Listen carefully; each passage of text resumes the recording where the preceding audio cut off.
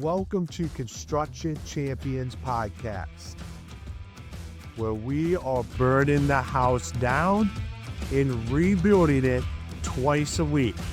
I'm your host, Ron Nussbaum, and I am here to help you become the champion that you're meant to be. Along with our amazing guests along the way, we will provide you with the resources, the latest and greatest. You will sit down with disruptors in the construction industry. And my goal from day one has always been to change the mindset around the construction industry. No more where we let the 3% of bad apes dictate the entire reputation of episode. As usual, if that doesn't surprise anybody, I would be surprised at this point in time. So I'm excited to have Phill and Heather with us today. How is it going? Living the dream, Ron. One left. So you guys are awesome. You guys run a business together, and that excites me. We got a couple on here that are out doing amazing things together in the construction industry, and you guys we're gonna tear that back a little bit, and we're gonna talk about the successes that you guys have had and what has led to those. But for all the construction champions out there to start that might not know who you guys are, why don't you let them know? I'm Phill Oddo, Closer Look General Contracting out of Clayton, North Carolina. Grew up in the construction industry. Always wanted to be in the construction industry, have a business. Started a business back in 2005. Went through the housing crisis, grew the business, suffered a good bit of embezzlement, set me back quite a bit. Decided that it was time to get organized and really focus on it like a business, run it like something that, that would be profitable, that we could potentially sell when we want to retire. And here we are. I love it. Heather, you want to add anything in there? Yeah, I am. I'm Heather Oddo. Have not always been Heather Oddo. Phill and I have been an item for a decade or so. And I actually come from a totally different background. My degree is in a totally different field. And came on board just because Phill threw it out there one day, do you want to help me with some of these little aspects of the business that may need some attention? And then, like he said, as we found out about the embezzlement and some of the things, and like you talked about, burning it down to build it back up, that's kind of what we had to do. Burning wasn't intentional, but the building it back up has been a really powerful process for us. And we've certainly built it back better than it was before. So I love it. And I've learned a lot about construction on the way. Well, in 2011, when I got in the Marine Corps, I had no construction experience. So it can be learned. You can learn the construction business. And it's really, to what Phill said, I love when you just talk about building a business. Because too often we think, oh, it's just construction. I'm just a builder. I'm just a contractor. This is different than anything else. But all you got to do is just build a business. And it's just like any other business. We just happen to build things. Yeah.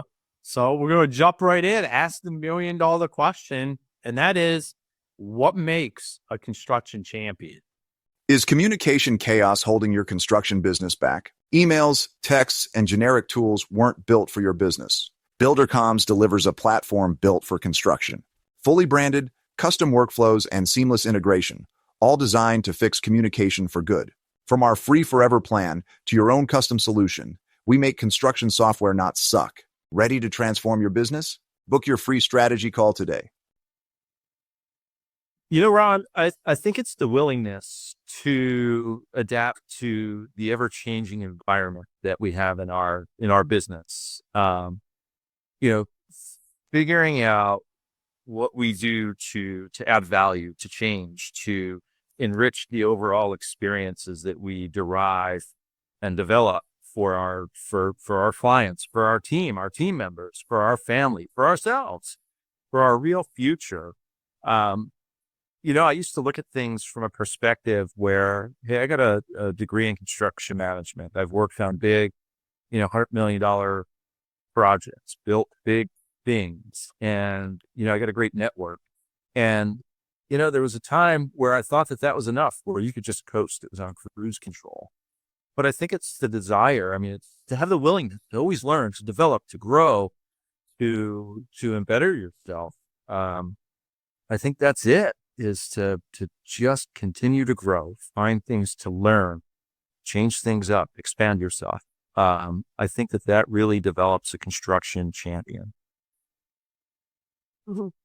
Yeah, and I mean, mine is kind of similar. We didn't actually, plan this and try to piggyback too much, but man, one of my life philosophies really is just that there's always more to learn, there's always more to explore, there's always more to become.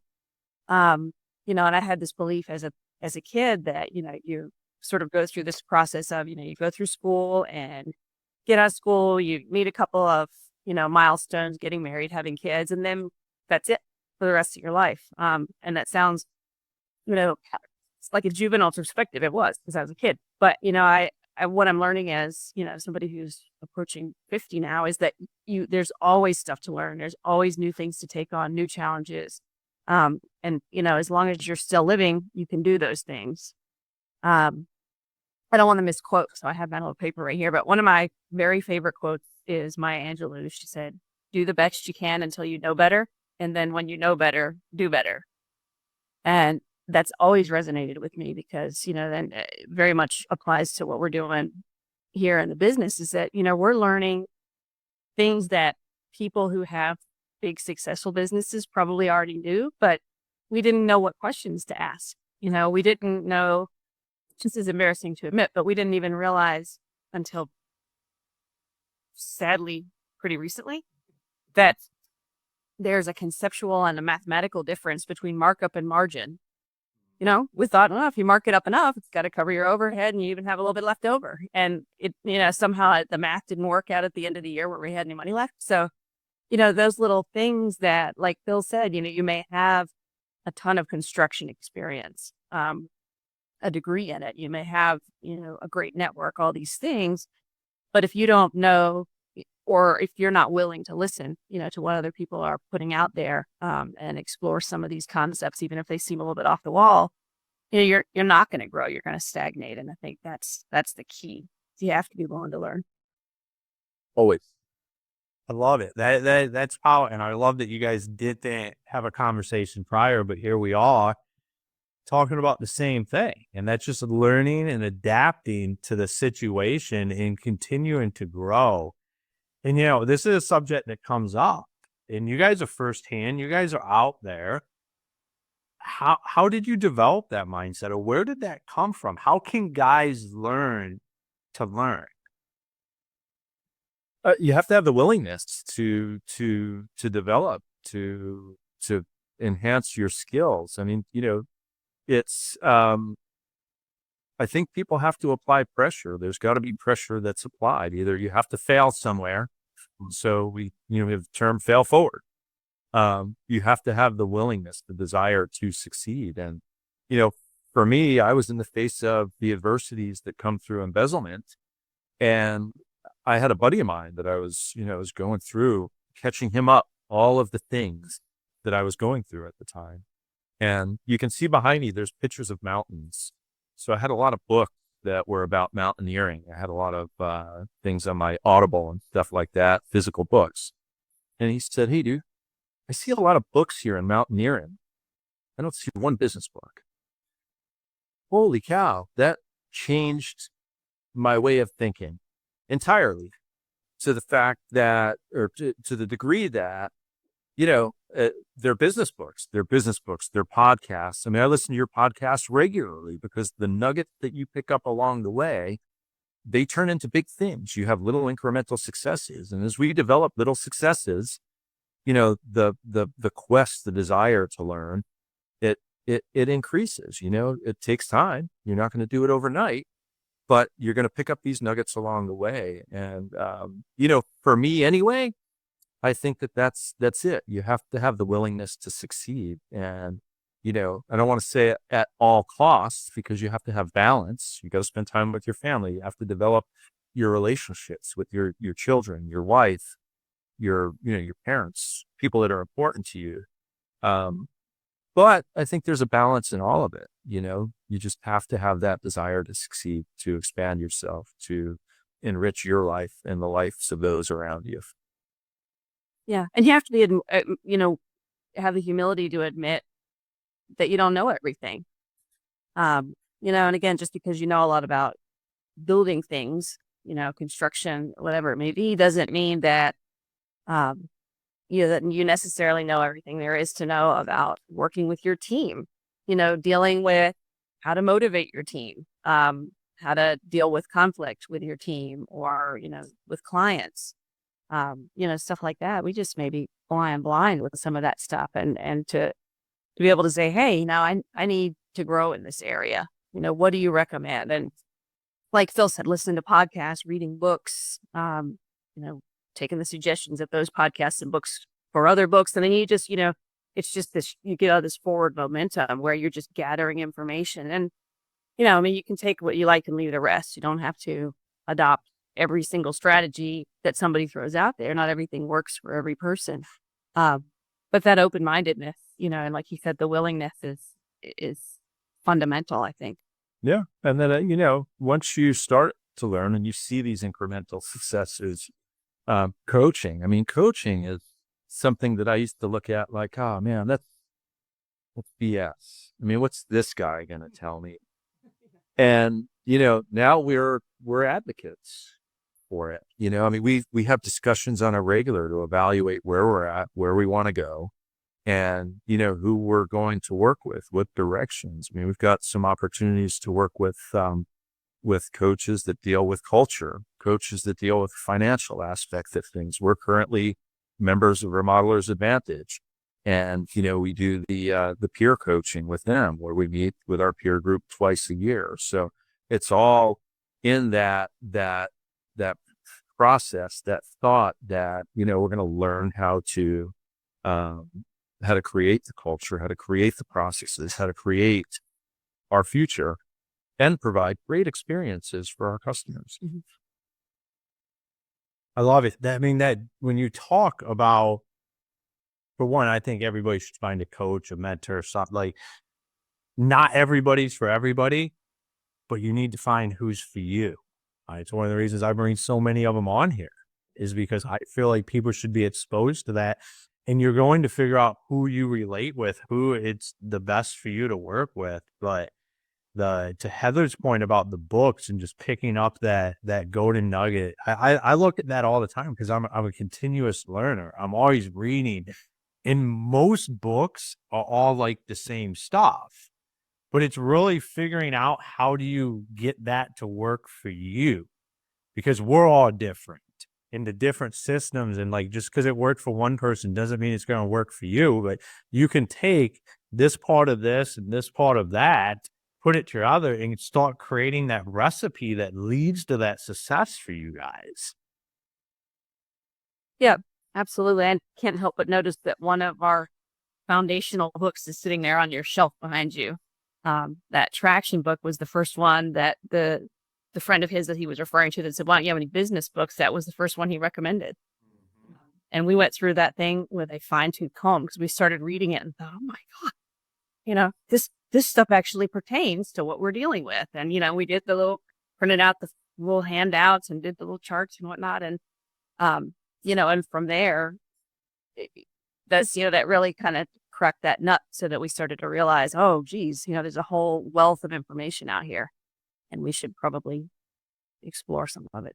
Yeah. There's a whole world out there that you have no exposure to unless you are on a quest to find it. And one thing leads to another. You go through these books, they recommend other books. We've had failures with, some of them, and we've failed forward.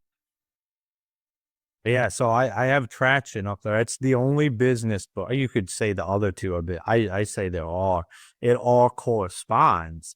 But because I truly believe that Traction is like the foundation for a business. No matter where you're at, Traction can completely change your trajectory, because as you continue to grow, it's not on a broken foundation. It allows you to set yourself up for success. I've used it in multiple businesses.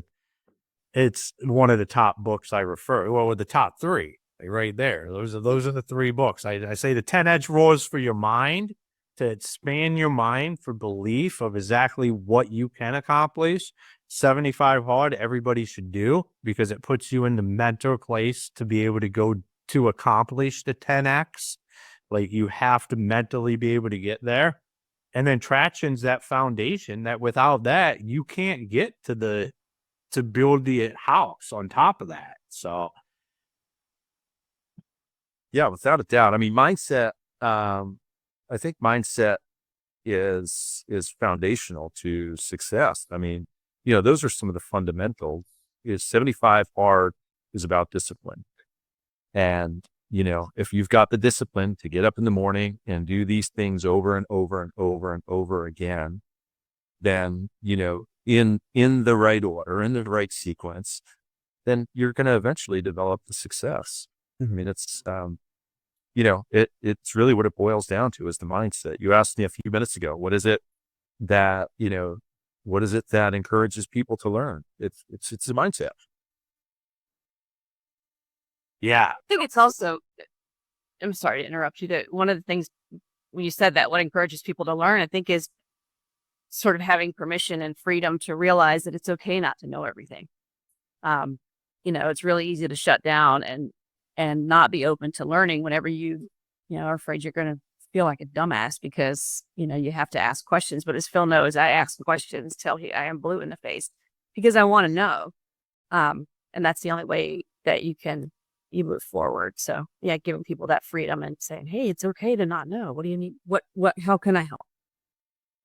Yeah. And that's that's something we face kind of as a industry culture, because I know I've had to work through that, is like, cause you don't want to feel like you're stupid. Like, as being in construction, like, what we do is we fix things. Like, we're just supposed to know when everything is all shit, we're just supposed to know how to rebuild it and make it right. That's like the job, but we don't always know. And being willing to ask and having that humility to say, it's not that I'm stupid. It's just, I don't know right now. And I need help to understand. It's something as an industry, I think we just have to work through. I know I still have to work through it now, because you just get this mindset of like, I should just know how to do this. I'm just going to steamroll through it, when there's somebody that can help you, and then you don't have to steamroll through it. It becomes easy. Yeah. It's the old school mentality of contracting. I mean, there's a lot of egos that are in contracting. I mean, and there's a lot of, like you said, there's a lot of secrets, a lot of things that go on behind closed doors, because you don't want to give your competitors an advantage. The reality of it is there's enough to go around, and different companies, different people offer different levels of service. They have different processes. They find their niche. So I think that it's okay for us to share. I 100% agree with that, because I think a lot of the stuff that I hear on here, and a lot of these secrets that we think we have, that secret sauce, it's all pretty much the same. We just all kind of have our own personality thrown in there on how exactly we do that. And like you just said, it's everybody. There's enough out there, because like, you guys aren't going to be a fit for every customer for what you guys do. And that's fine. That's okay, because it's better for you guys that way, and it's better for that customer. So it's okay to understand that and work with other people. Yeah, that's I'm glad you brought that up, because that's one of these revolutionary ideas that we've just sort of recently started to put into practice. Is it the idea that you can say no to customers? Because I think, if you're trying to sell things and get paid to sell those things, you want to sell all the things, and so to say no to that is instinctively, that's scary. But you're realizing that you're not a fit for everybody, and everybody's not a fit for your company. Again, to have that freedom to say, I don't know if this is going to be, the best match. You may be better served by, X, Y, or Z. Because we've all had, those jobs that we've taken on against our better judgment, but because we really want to get that sale, and we keep ourselves the entire way through, including trying to get paid at the end. And so being able to say, hey, this is an idea. Let me put this into practice, see what happens. Yeah. Yeah. It's something that, that we're getting better and better at, is identifying the people and the projects that we like to endeavor. And that's right in there in my introduction. When we have our first meeting, hey, can we agree that if this isn't a fit, if our processes don't seem like they're going to be a fit for you, that by the end of this meeting, that you'll tell us. And if we see that, that our processes may not fit this project that you have in front of us, is it okay if we tell you that and possibly give you a referral to somebody that may be better suited for your project? Would that be okay? Can we agree on that? And, you build trust doing things like that. You really do. We get referrals from people from time to time that we've said no to. Well, that's the biggest impact is, like, in my experience, that will pay tenfold to say, this isn't something that that fits what we do, but here's such and such. Because then they know, like, you're not going to come in. The general perception from homeowners is you're going to come in and you're just going to bid everything out because you're the contractor and you can do everything. But when you don't do that and they realize you focus on what you want to do, they're always going to refer you for that. And then they're going to come back to you. Yeah, it works. It works. We've got less problem clients because of it. Yeah, it's amazing when you decide exactly what kind of work you like, what kind of clients you want to work with, and you decide, I'm just going to do that, how much easier things start to become. Mm-hmm. But it takes the courage to step off that ledge, though. Yeah, you have to scare the heck out of them. Yeah. Yeah, no, I completely understand that, because it's scary to say no to work. When the work is there wanting to do business with you, to be able to say no to it, it's a powerful thing, and it definitely is a ledge that you have to step off of.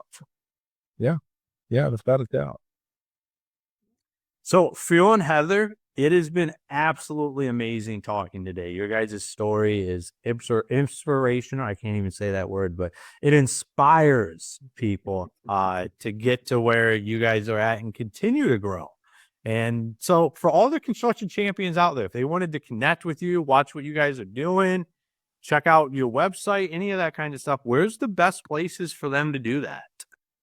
So our website is closerlookgeneralcontracting.com or closerlooknc.com.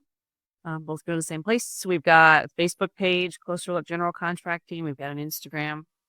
And all of our contact information, telephone number, and stuff is right there on those pages. Awesome. Well, that'll also all be in the show notes. But once again, thank you guys for being here today. Thank you. We enjoyed it. Ron, thank you so much for what you do. You put out there into the world of construction and developing construction champions. There's so many nuggets that we've gained from listening to your podcasts and other podcasts, but you've had some really great people on that, man, it's just such a valuable asset to have at your fingertips right here.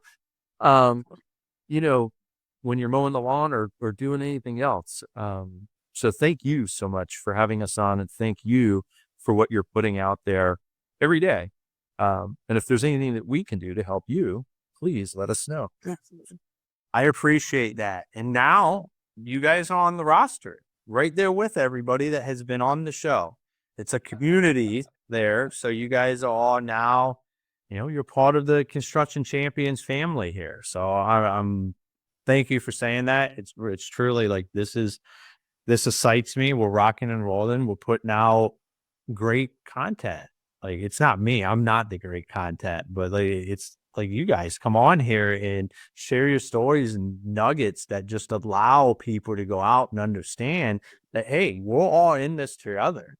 Like, this is literally, I'm not the only one out here building a construction business. Sometimes it can feel that way, but it's not. Thank you for that. Yeah. Thanks, Ron. So, Construction Champions, another amazing episode. What we talked about, improving yourself, having the willingness. So I say on here all the time about looking in the mirror. How about looking on your bookshelf? I love what Phill said about the amount of books that he had that none of them had anything to do about business. And I think in life, we end up down that road where we're listening to who knows what podcast all day long that has nothing to do with where we're headed or what we want to do, because we're trying to tune out from that. When what we should be doing is tuning into that. That's what Phill and Heather shared today, is like, don't be afraid to just continuously learn and pull that information out. It doesn't have to be Construction Champions podcast. There is awesome podcasts out there. We've had the hosts on here. I like I said, I'm a firm believer in everybody working together and collaborating. And I know I'm not everybody's cup of tea, but you need to find your cup of tea. You need to figure out who are them coaches, who are them mentors that move the ball for you, so you can follow them. You can continue to grow. You can consume their content, read their books, go watch them speak places, listen to their podcasts, figure it out together instead of just separate. And it can be absolutely amazing. So, Construction Champions, until next time, be the champion you're meant to be. Unlock the potential of property intelligence with HomeTrack. In seconds, generate over 250 data points from a single address using advanced imaging and public data. Streamline property assessments efficiently, saving both time and resources. Enhance your decision-making today. Experience the future of property insights. Engage with HomeTrack now. Tired of losing track of promising leads? Struggling to convert inquiries into contracts? Build 12 is your solution. Over 30 years of industry expertise tailored for contractors ensures seamless lead management and nurturing. Boost your closing rate with ease. Experience the efficiency today. Download Build 12 and supercharge your business growth. Don't wait, act now.